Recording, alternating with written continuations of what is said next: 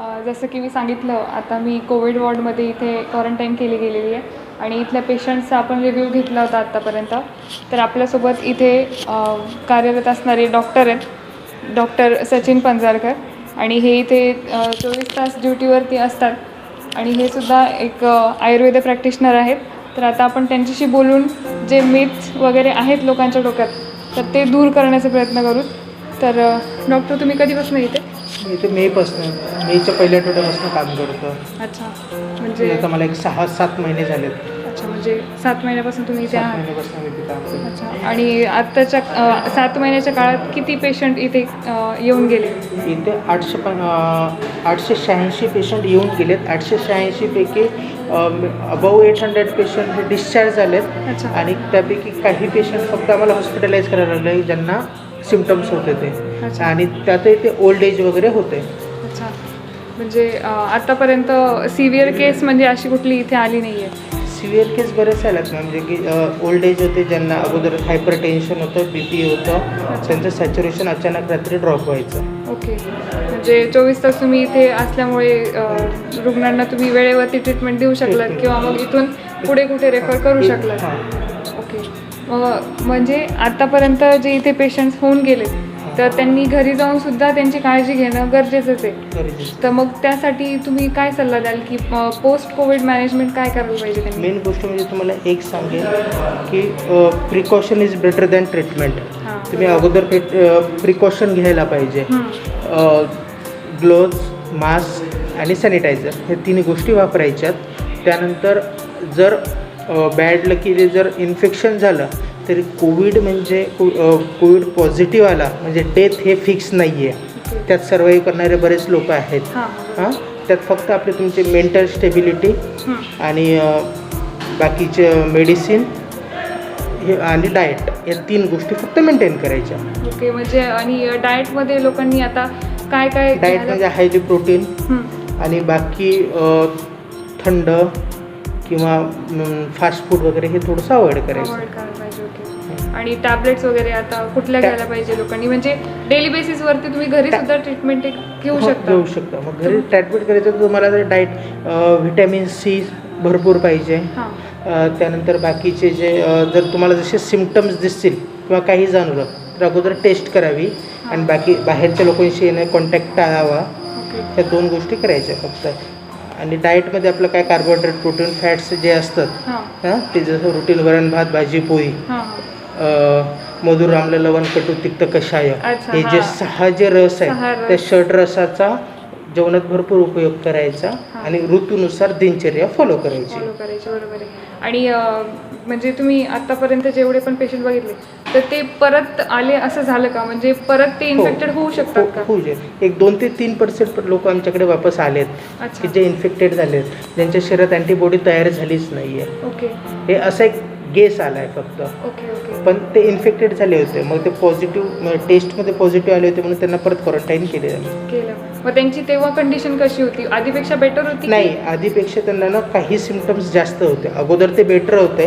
अगोदर त्यांना कुठलेही म्हणजे 1% सिम्पटम्स असतील तर जेव्हा ते वापस आले त्यांना 3 to 4% सिम्पटम्स त्यांचे रेज झालेले आहेत. अच्छा, आणि ज्या याच्या अपोजमध्ये आपल्या अँटीबॉडीज जे तयार होतात तर त्याला किती काळ लागतो? म्हणजे आपण जसं हे असतं की एखाद्या शरीरात आपल्या एखाद्या शेतात आपण धान्य पेरलं तर धान्य पेरण्यामधून ते किती दिवसात उगवेल हे सांगता येत नसतं.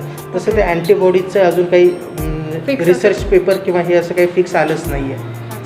आणि जे आता वॅक्सिनचं जे सुरू आहे की वॅक्सिन येऊन जाईल लवकरच, पण ते हायर ऑथॉरिटीशी आहे, आमच्याकडे काही नाही आहे. ओके, नाही म्हणजे मी फक्त एक त्याबद्दल अंदाज घेत होते तुमच्याकडे की ते इफेक्टिव्ह राहील का, म्हणजे लोकांसाठी परफेक्ट? ते काहीच आम्हाला आत्तापर्यंत त्याचं म्हणजे व्हॅक्सिनचं अजून काही त्याचा इफेक्ट किंवा ते काय होतं त्याबद्दल मला काही माहिती नाही सध्या.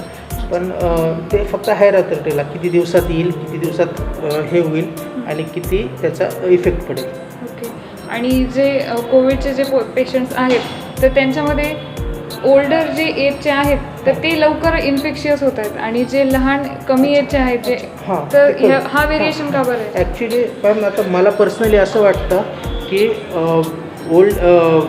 ओल्ड एजमध्ये जी अशी ग्रोथ थांबलेली असते आणि जे बच्चू असतात किंवा जे चाइल्ड आहेत त्यांची ग्रोथ ही म्हणजे समजा आता एखादा 80 इयर्स ओल्डचं पेशंट आहे, त्याची शरीराची जे सेल डेव्हलपमेंट आहे किंवा त्याची जी ग्रोथचे रेट आहे तो या 5 वर्षाच्या बच्चूपेक्षा फार कमी आहे. कारण 5 ते 6 वर्षाच्या बच्चू ते एकदम हायली असतं, त्यामुळे त्याला इन्फेक्शन कमी होतं.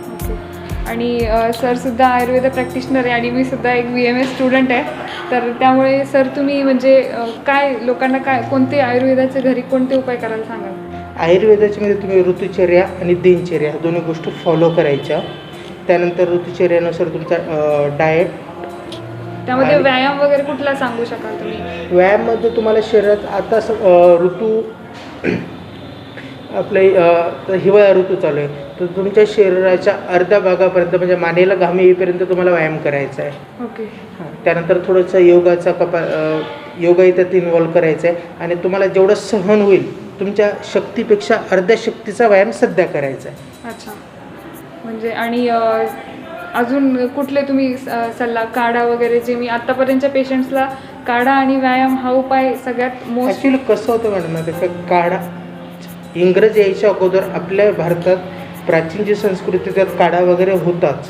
इंग्रज आल्याच्या नंतर मग आपण चहाचा वगैरे यूज करायला लागलो, पण ते चहापेक्षा काढा हा कधीही बेटर राहतो. तर आपल्या ज्या पूर्वग्रंथात दिलेलं आहे त्यानुसार आपण फॉलो केलं तर बेटर राहील.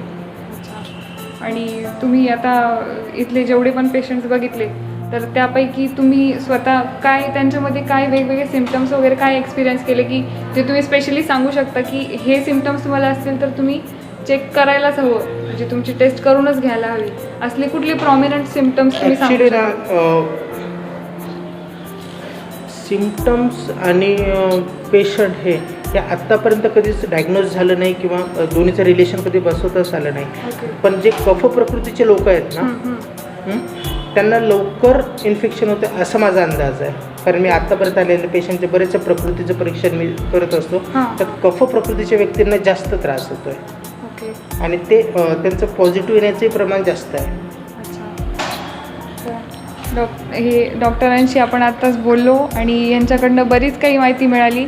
जे पण आपल्या डोक्यात भ्रम वगैरे होते कुठल्याही गोष्टीला घेऊन किंवा इन्फेक्शन कसं होतं, आपण डाएट काय करायला पाहिजे, काय फॉलो करायला पाहिजे, तर ते सगळं आपल्याला डॉक्टरांनी सांगितलं.